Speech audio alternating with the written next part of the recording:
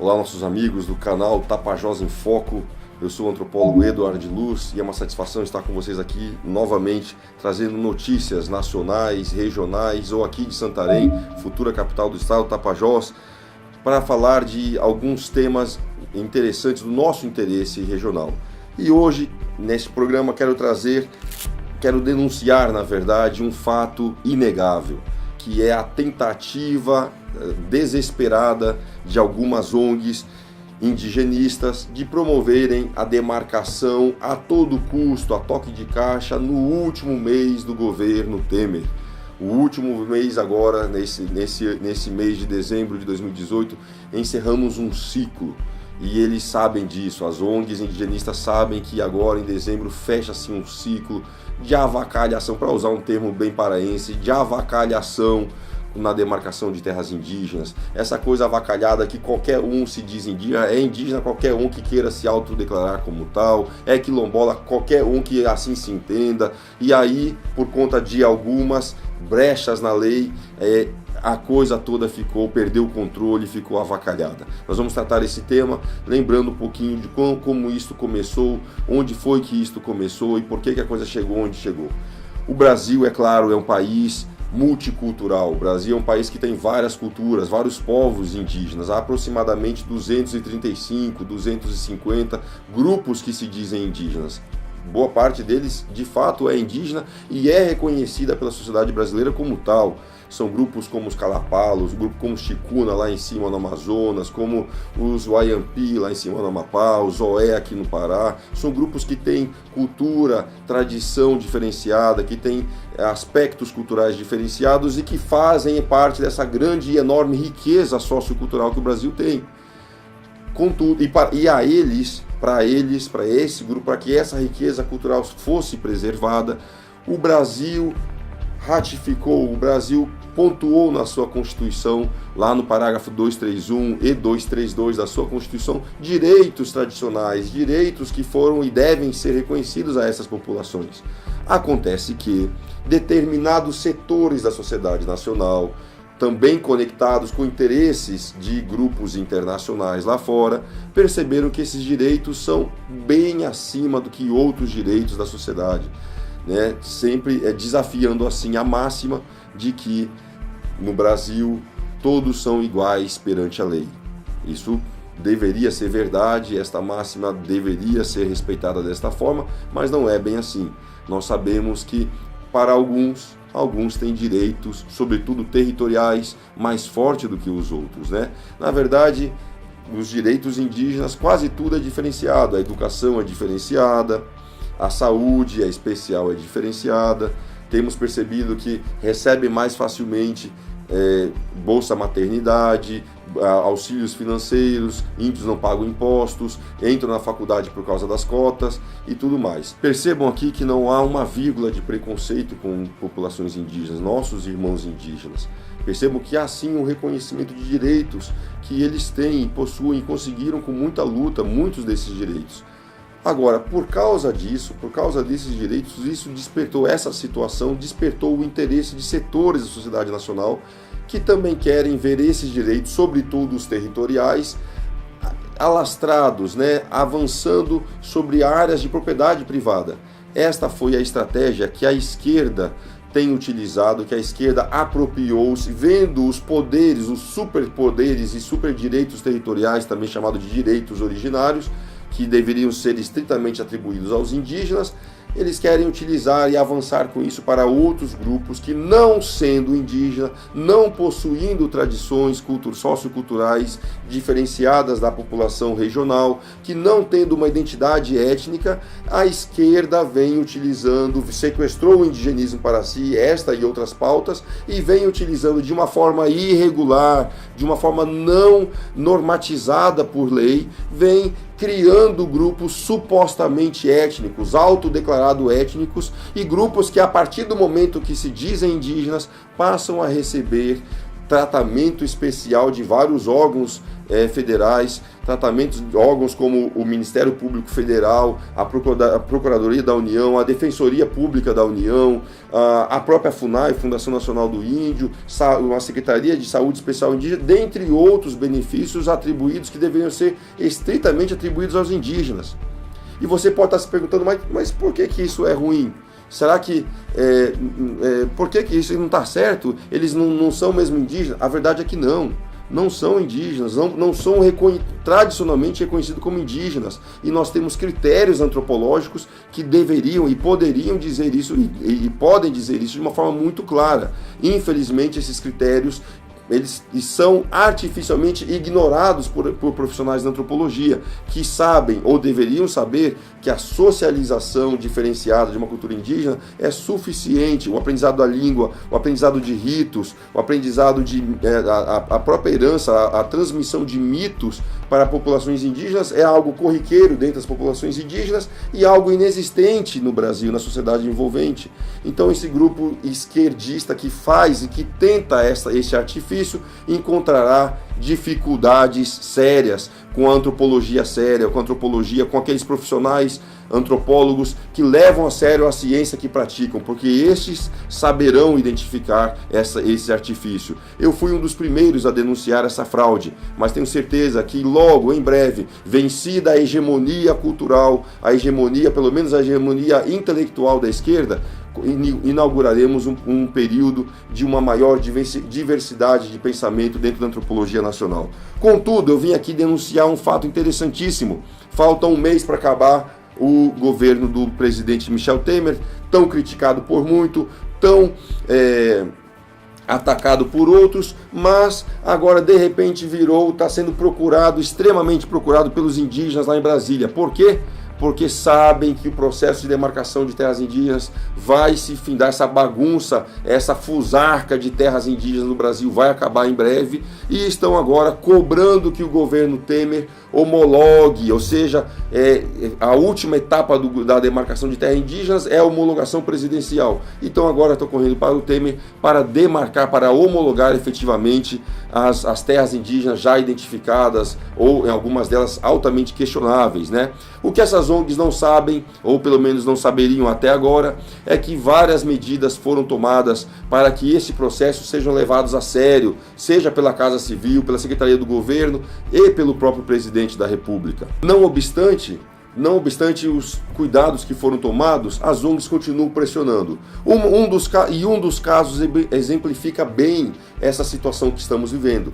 Aqui em Santarém, por exemplo, você, meu querido cidadão aqui santareno, que antigamente era chamado de Mocorongo, hoje em dia isso já virou quase um nome feio a se falar. Então, nosso cidadão santareno que conhece a região do Planalto Santareno, pois bem ali tem um grupo de moradores de 4 comunidades, Açaizal, São Francisco da Cavada, Ipaupixuna e Amparador, algumas dessas comunidades ali, essas 4 ali, que resolveram se autodeclarar indígena. Ainda não está devidamente esclarecido quais os contextos que isso aconteceu, mas já é sabido que é uma articulação artificial.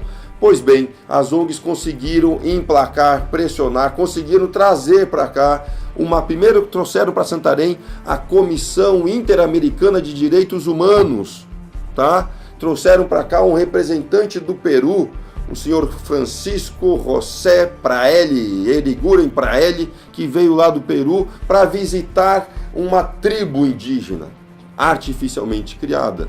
A tribo ou o grupo étnico, não é grupo étnico nenhum, mas a tribo artificialmente criada dos Munduruku do Planalto.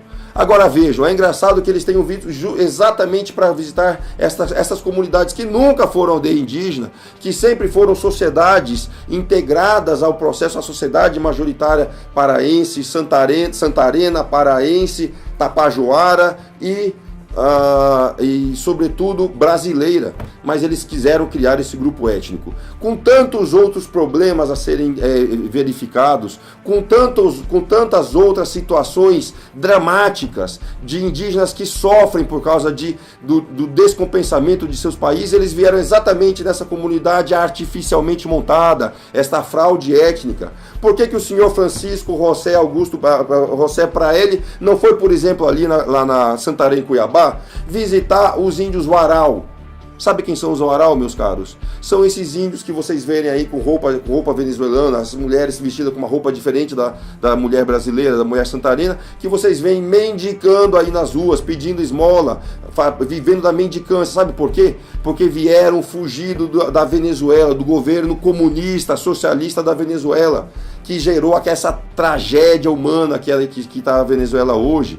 Vejam bem, há muitas décadas atrás os investidores foram embora da Venezuela.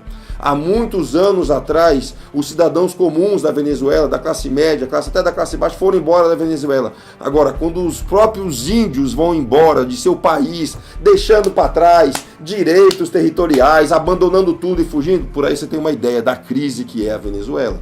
Tá certo? Os Warau estão aqui em Santarém, estão lá nas ruas de Manaus, estão lá em Manaus, lá em Belém, né, ocupando as ruas. Milhares de Warau estão fugindo, um grupo que tem territórios étnicos demarcados. Eles deram uma banana para os direitos territoriais que estão com tanta luta se demarcou para eles. Por quê? Porque não tem prosperidade, porque não tem nem comida, quanto mais prosperidade lá os Warau. Tá certo? E vieram para Santarém. Tem um grupo, senhor José Praélio, o senhor não queria visitar um grupo que está tendo seus direitos humanos desrespeitados? Por que o senhor não foi lá na Santarém, Cuiabá, lá na BR-163, visitar esse grupo de índio que passa fome? Que saiu da Venezuela para vir mendigar aqui no Brasil? Por que o senhor não vai até Belém? Por que a Comissão Interamericana de Direitos Humanos, que só serve para implementar a agenda da esquerda, por que o senhor não foi ver esses índios que passam fome aqui? Tá certo? O senhor fugiu, foi ver uma fraude étnica no Brasil. Isso é um assunto de soberania nacional, em primeiro lugar, e de soberania. Nós assim vamos lutar no próximo governo Jair Bolsonaro para que esse assunto passe sobre a soberania municipal, para que esse problema seja tratado pelo Parlamento Municipal, pela Câmara dos Vereadores, seja tratado pela Prefeitura Municipal, porque as terras indígenas, muito embora não sejam tão grandes, não é de se ignorar, 14% do território nacional é demarcado como terra indígena, tá certo? 14% para uma população que é 0,47, 0,46 da população brasileira, que não chega a 1 milhão de pessoas, 14% do território nacional. O mais revoltante de tudo, o que mais indigna a nossa população é que com tanta terra, ainda assim vivem numa situação de fragilidade, numa situação de dificuldades para viver, dificuldades para conseguir as coisas mínimas, tá certo? É uma política fracassada, uma política que se revelou fracassada nos últimos anos e mesmo assim está sendo empurrada pelas ONGs goela abaixo nesse último mês do governo Temer.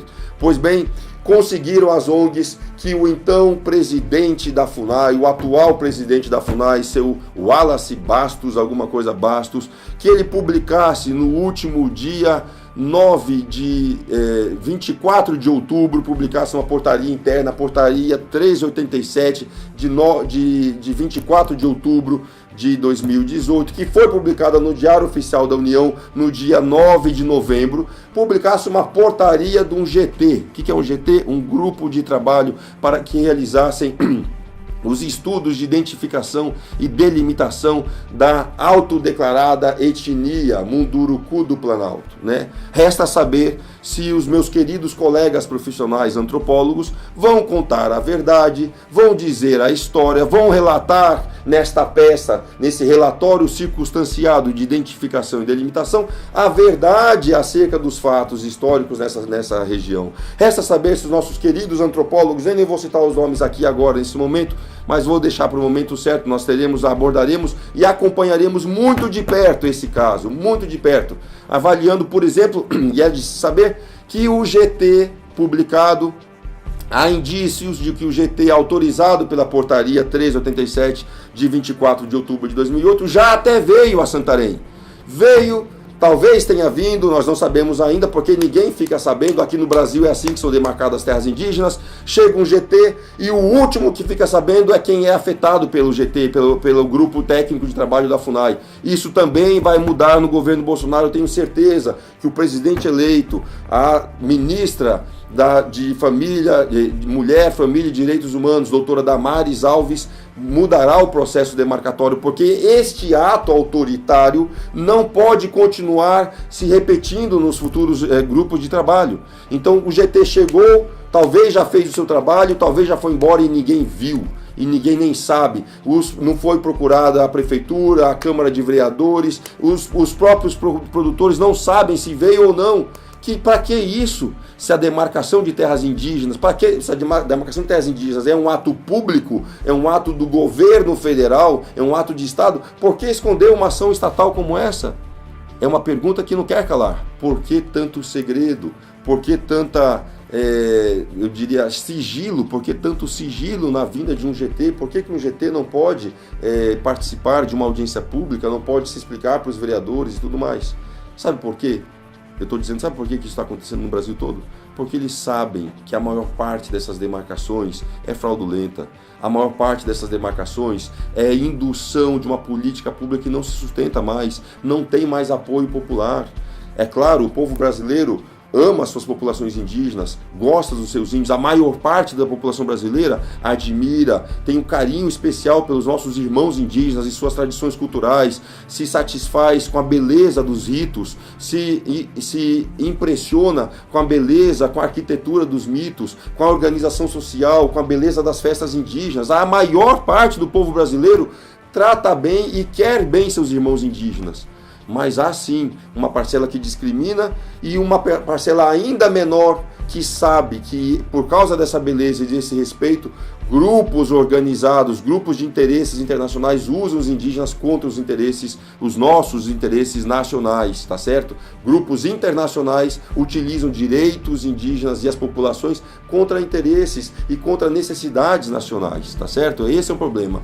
Uma prova disso recente acontecida, uma prova da ilegalidade que aconteceu recentemente, foi a tentativa frustrada de invasão da propriedade privada da Cachoeira da Cavada. Isso aconteceu no último 1º de dezembro, quando eu, como antropólogo contratado por produtores da região, acompanhado do seu Germano, proprietário da Cachoeira da Cavada, percebemos uma movimentação diferenciada, um comboio que se aproximava, que já estava dentro da propriedade, mas ainda na estrada que leva à Cachoeira da Cavada, percebemos um comboio, aonde, depois de devidamente parado, interceptado, conversamos naturalmente, solicitando informações do que serviria, para que aquele comboio, para que um ônibus, um micro-ônibus que levava aproximadamente 30 pessoas, que levava aproximadamente 30 pessoas na média, mais alguns carros de particulares, qual era a intenção daquele comboio?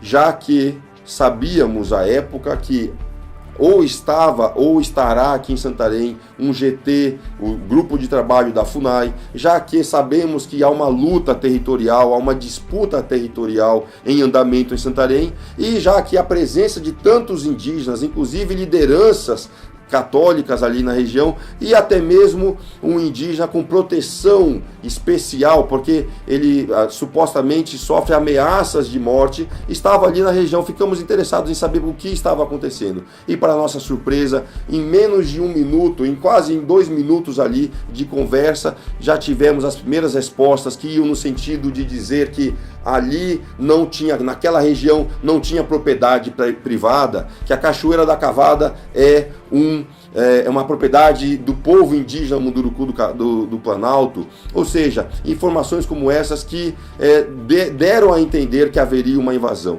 Foi por isso então eu informei ao senhor Germano da possibilidade de invasão, mas ele autorizou a entrada do grupo.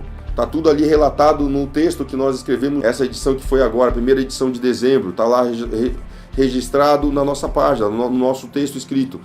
Germano deixou passar o grupo porque eles diziam que iriam fazer uma atividade pedagógica, uma atividade de instrução pedagógica. Deixou ingressar e tão logo autorizou o ingresso, foi declarado, foi cometida a invasão. A esposa do senhor Germano, nossa amiga Denise, foi empurrada violentamente para o lado, empurrada da frente da entrada da cachoeira, e um valor simbólico de R$3 não foi pago por mais de 30 pessoas, o que se configura assim numa ação irregular, numa ação ilegítima. Ainda bem que a atividade foi interceptada ali no meio e nós muito rapidamente, muito prontamente chamamos a polícia, tivemos a iniciativa de chamar o batalhão da Polícia Militar, que enviou para lá uma viatura da Polícia Ambiental e muito rapidamente dissuadiu ali, só a chamada da polícia foi o suficiente para dissuadir esta tentativa fracassada de invasão promovida pela CPT, pela Comissão Pastoral da Terra e outros setores mal intencionados de uma esquerda militante, de uma esquerda medieval aqui em Santarém. Infelizmente isso ainda acontece. Tudo isso para tentar pressionar a demarcação de terras indígenas nesse último mês agora de 2018. Como esta mesma iniciativa, outras estão se espalhando ao redor do Brasil. Se você é testemunha disso, se você visualiza isso na sua cidade, se você viu isso acontecendo no seu estado, por favor, deixa aqui embaixo nos comentários, subscreva no nosso canal, comente, critique, acrescente, debate e, sobretudo, compartilhe esse vídeo com seus amigos, compartilhe nos seus grupos de WhatsApp e contribua conosco para um maior debate acerca desse tema tão importante para o futuro do Brasil. Esse é o nosso desejo, essa é a nossa contribuição aqui no canal Tapajós em Foco. Grande abraço, até o próximo programa.